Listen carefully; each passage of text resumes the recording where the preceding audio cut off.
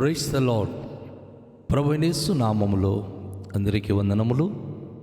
యేసయ్య మాటను ఈ కార్యక్రమాన్ని వీక్షించడానికి ప్రేమతో మిమ్మను ఆహ్వానిస్తున్నాను. ఈ దినము అపోస్తుల కార్యముల గ్రంథము 9వ అధ్యాయం 10వ వచనం నుండి 18వ వచనాల వరకు మనము ధ్యానించుకుందాం. దమస్కులో అననీయ అను ఒక శిష్యుడు ఉండెను. ప్రభు దర్శనమందు అననీయ అని అతనిని పిలువగా అతడు, ప్రభువా, ఇదిగో నేనున్నానెను.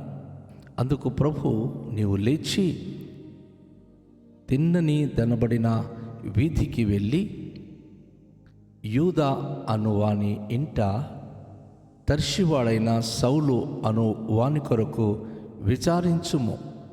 ఇదిగో అతడు ప్రార్థన చేయుచున్నాడు. అతడు అననీయ అను నొక్క మనుష్యుడు లోపలికి వచ్చి తాను దృష్టి పొందునట్లు తల మీద చేతులుంచుట చూచి ఉన్నాడని చెప్పెను. అందుకు అననీయ, ప్రభువా, ఈ మనుష్యుడు యెరూషలేములో నీ పరిశుద్ధులకు ఎంతో కీడు చేసి ఉన్నాడని అతని గూర్చి అనేకుల వలన వింటిని. ఇక్కడను నీ నామమును బట్టి ప్రార్థన చేయి వారందరినీ బంధించుటకు అతడు ప్రధాన యాజకుల వలన అధికారము పొంది ఉన్నాడని ఉత్తరమిచ్చెను. అతడు, ప్రభు, నీవు వెళ్ళుము, అన్యజనుల ఎదుటను రాజుల ఎదుటను ఇశ్రాయేలీయుల ఎదుటను నా నామము బోధించుటకు అతడు నేను ఏర్పరచుకున్న సాధనమై ఉన్నాడు. ఇతడు నా నామము కొరకు అన్ని శ్రమలను అనుభవింపవలెనను నేను అతనికి చూపుదునని అతనితో చెప్పెను. అననీయ వెళ్ళి ఆ ఇంట ప్రవేశించి అతని మీద చేతులుంచి, సౌలా, సహోదరుడా, నీవు వచ్చిన మార్గములో నీకు కనబడిన ప్రభువైన యేసు నీవు దృష్టి పొంది పరిశుద్ధాత్మతో నింపబడినట్లు నన్ను పంపి ఉన్నాడని చెప్పెను. అప్పుడే అతని కళ్ళలో నుండి పొరల వంటివి రాలగా దృష్టి కలిగి లేచి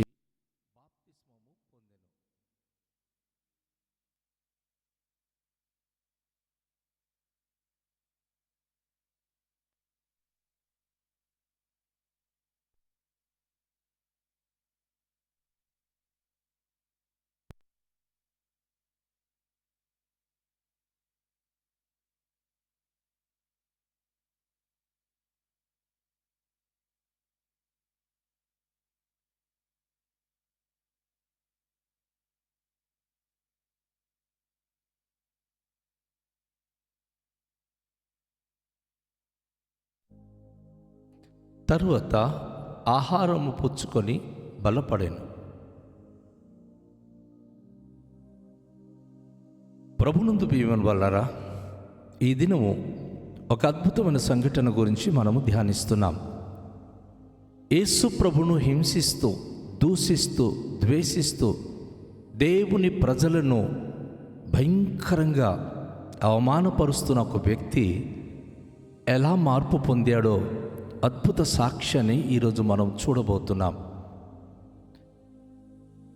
సౌలును ప్రభు దర్శించినప్పుడు ఒక గొప్ప వెలుగు తన చుట్టూ ప్రకాశించింది. కోటి సూర్య ప్రభావం కంటే ప్రభావితమైనటువంటి ప్రభు యొక్క కాంతి తన కంటి మీద పడినప్పుడు ఆయన గురిడివాడై 3 దినాల వరకు ఆయన చూపు లేక దమస్కు పట్టణములోనికి నడిపించబడి అక్కడ ఒక సహోదరుని ఇంట ఆయన బస చేస్తూ ఉన్నాడు. అయితే ప్రభువు అతనికి దర్శనమందు తెలియచేస్తున్నాడు. ఒక సేవకుడు వచ్చి తనకు తాకి తన తల మీద చేతులుంచి ప్రార్థించినప్పుడు ఆయన బాగుపడతానని. ఎవరికైతే మనం దూషిస్తున్నాం అనుకుంటున్నారు జనాలు, ఆ ప్రజలే ప్రార్థన చేయడం ద్వారా ఆ ప్రజలకు రక్షణ కలుగుతుంది.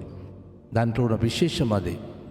అయితే దమస్కులోనికి వెళ్ళి ప్రతి క్రైస్తవ బిడ్డలకు హతమార్చాలి, నాశనం చేయాలని కంకణాలు కట్టుకుని వెళుతున్నటువంటి ఈ సౌలుకు దేవుడు స్వరాన్ని వినిపిస్తున్నాడు.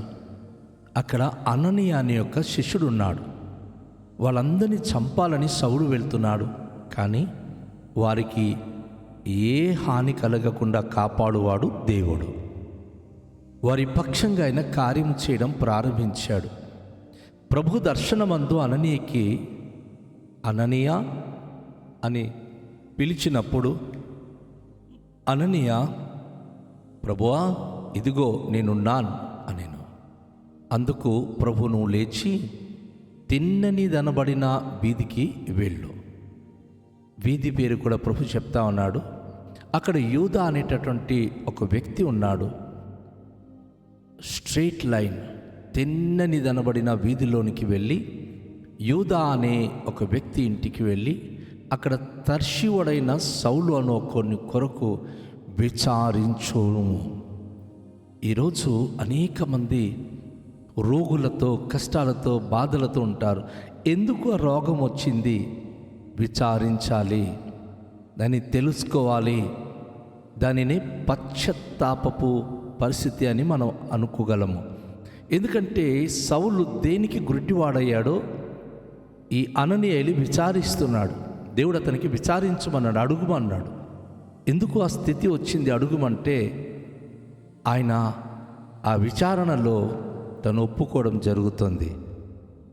ఏదో డ్రామాటిక్గా దేవుడు తనకు ముట్టిన ఇంటిని బాగైపోయినట్లు కాదు, విచారించుమన్నాడు. విచారించడం అంటే, అయ్యా నువ్వు ఎందుకు గుడ్డివాడయ్యావు, ఏం కనిపించింది?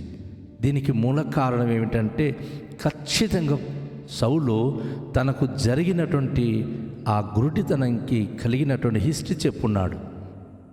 తను దేవుని ప్రజలకు హింసించి చంపడానికి బయలుదేరినప్పుడు దేవుని వెలుగు తనకు ఎలా గుడ్డితనం చేసిందో, దేవునికి శక్తి తనకెంత ప్రజ్వలించి ఆ వెలుగు చూపించిందో, దాని ద్వారా ఎలా తను అంధుడైపోయాడో ఆ విచారణలో ఆయన చెప్పినప్పుడు వెంటనే ఆ మాటలన్నీ విన్నటువంటి అననీయ ఇక అతడు ప్రార్థన చేయడం ప్రారంభం చేశాడు. ఇదిగో అతడు ప్రార్థన చేయుచున్నాడు. ఆ వ్యక్తి ఈ పరిస్థితులన్నీ కూడా చెప్పి ఆయన ప్రార్థనలో ఉన్నాడు. నాకు ఆయన ఏమనుకుంటున్నాడంటే, అననీయ అని ఒక మనుషుడు లోపలికి వచ్చి తాను దృష్టి పొందినట్లు తల మీద చేతులుంచుట చూచి ఉన్నాడని చెప్తా ఉన్నాడు. తన విచారణలో అంటున్నాడు, అయ్యా 3 రోజుల నుంచి నేను ప్రార్థన చేస్తున్నాను. అననీయ అని ఒకడు వస్తాడు, నన్ను ముడితే నేను బాగుపడతానని దేవుడు చెప్పాడు. నేను ఎదురు చూస్తున్నాను. ఒక వ్యక్తిలో నిరీక్షణ ఉంటేనే ఫలితాలు పొందుతాడు. చాలాసార్లు మీ దేవుడు నిజమైన వాడైతే ప్రార్థన చేయని అంటాడు. కొంతమంది పనికి వాళ్ళ ప్రశ్నలు వేస్తారు, అది కరెక్ట్ కాదు. విశ్వాసంతో కనిపెట్టినప్పుడే అద్భుతాలు వెంటనే జరుగుతాయి. ఈయన మహాకిరాతకుడు, ఈ సౌలు అన్నవాడు మహామూర్ఖుడు, కిరాతకుడు. కానీ తను విచారణలో అననీయ విచారించినప్పుడు, బ్రదర్ ఏమైంది చెప్పండి అంటే, అయ్యా నేను హింసకుడు, దూషకుడు, హానికరుడు అయితే గుడ్డివాడినయ్యాను. అననీయ అని ఒక మనుషుడు వచ్చి లోపలికి వచ్చి నేను దృష్టి పొందినట్లు తల మీద చేతులుంచుట చూచి ఉన్నానని చెప్తా ఉన్నాడు. వాస్తవానికి ఆయన మాట్లాడింది అననీయతో. ఆ లోపల తను విచారిస్తున్నటువంటిది అననీయ అనేటువంటి దేవుని యొక్క శిష్యుడు. ఎంత అద్భుతంగా అది మ్యాచ్ అవుతుంది చూడండి. తను అననీయ ఎవరో తెలియదు, గురుడివాడు. అననీయ పేరు కూడా ఆయనకి ఎప్పుడు వినలేదు. కానీ దేవుడు చెప్తున్నాడు, అననీయ ఒక మనుషుడు వస్తాడు, నీ తల మీద చేతులు ఉంచినప్పుడు నువ్వు దృష్టి పొందుతావని. ఆ మాట ఆయన గ్రహిస్తున్నాడు, ఆ మాటను ఆయన తెలుసుకుంటున్నాడు. అయితే అందుకు అననీయ వెంటనే ఆ విచారించినప్పుడు ఆయన చెప్పిన సాక్ష్యం విన్న తర్వాత అననీయ అద్భుతంగా, ప్రభువా ఈ మనుష్యుడు యెరూషలేములో నీ పరిశుద్ధులకు ఎంత కీడు చేసి ఉన్నాడని అతని గూర్చి అనేకుల వలన వింటిని.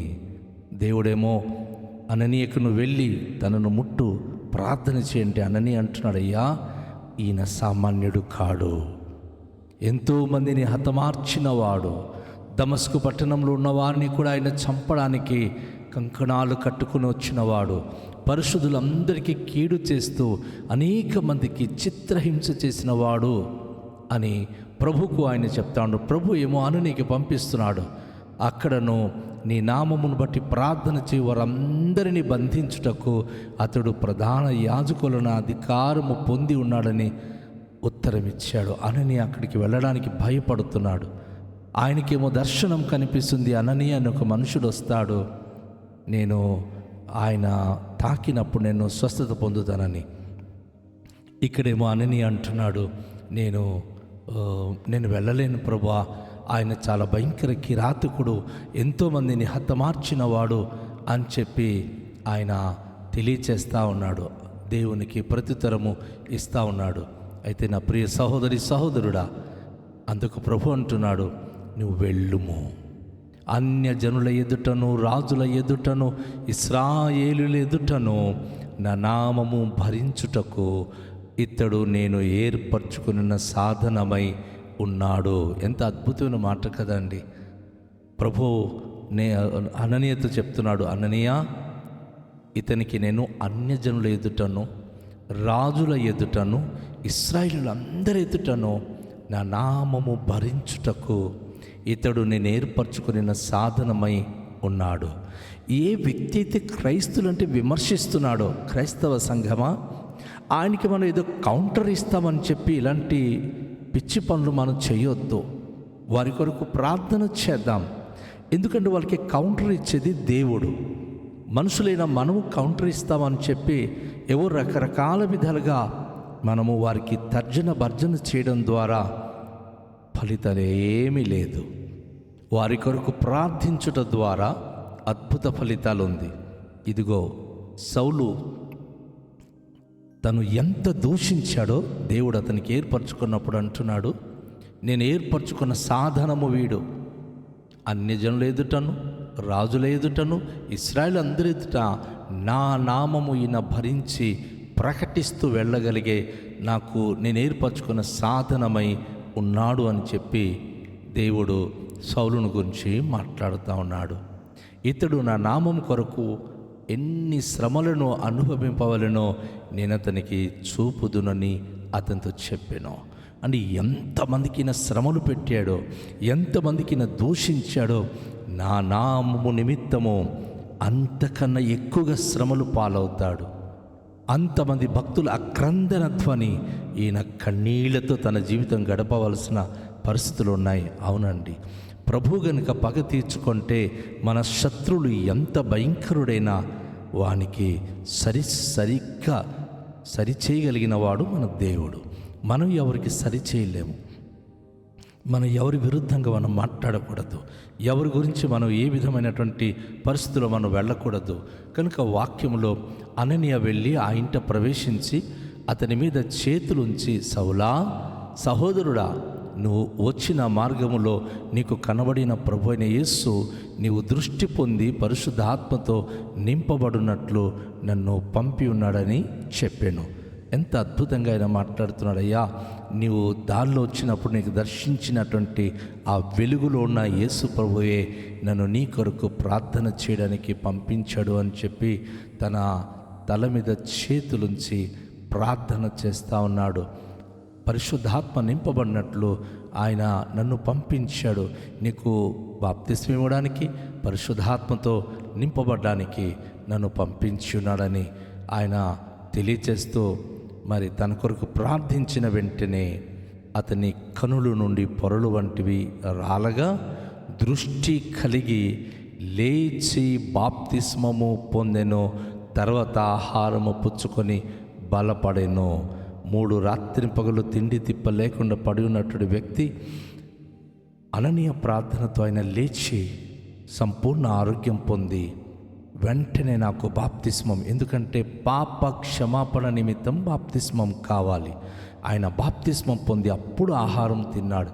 ఈ ఉపవాసంతోనే 3 దినాలు గడిపాడు. నా ప్రియ సోదరి సహోదరుడా, ప్రభు అద్భుతాలు చేసినప్పుడు బాప్తిస్మం తీసుకొని తన బిడలుగా మనం మలచబడి తన మహిమ కొరకు జీవించడానికి సిద్ధపరచువాడు దేవుడు. రండి, తలలుంచుకొని ప్రార్థిద్దాం. తండ్రి అయిన దేవా, మీ పరిశుద్ధ నామానికి స్తోత్రాలు. సౌలు జీవితంలో మీరు చేసిన ఈ అద్భుతమైన మార్పు ఈరోజు ప్రతి కుటుంబంలో, ప్రతి బిడ్డల జీవితాల్లో మీరు జరిగించబోతున్నారు. స్తోత్రాలు. ఏ కుటుంబంలో ఏ బిడ్డలైతే మారు మనసు పొందక ప్రభువా మీ వైపు తిరగక జీవిస్తున్నారో అటు గ్రామ పెద్దలను కానీ, అలాంటి అధికారులు కానీ, ప్రభువా నేను మమ్మల్ని హింసించేటటువంటి ఏ ఒక్కరైనా కానీ, ఒకవేళ కొన్ని క్రైస్తవ కుటుంబంలో లేక కొంతమంది మేము నమ్ముకున్న కుటుంబాల్లో కానీ ఇటువంటి సౌలు లాంటి వ్యక్తులు ఉన్నా మీరే మారు మనసు దయచేసి, రక్షణ దయచేసి నేను మీ నామానికి మహిమకరంగా ప్రతి ఒక్కరిని తీర్చిదిద్దుమని ప్రభువా ఈ నూతన సంవత్సరంలో నూతన కార్యములు ప్రతి గృహాల్లో జరిగించి మహిమ పొందుకున్నామని యేసు నామములో ప్రార్థిస్తున్నాము తండ్రి. ఆమెన్. అందరికీ షాలోం. ప్రభు మనను దీవించునుగాక.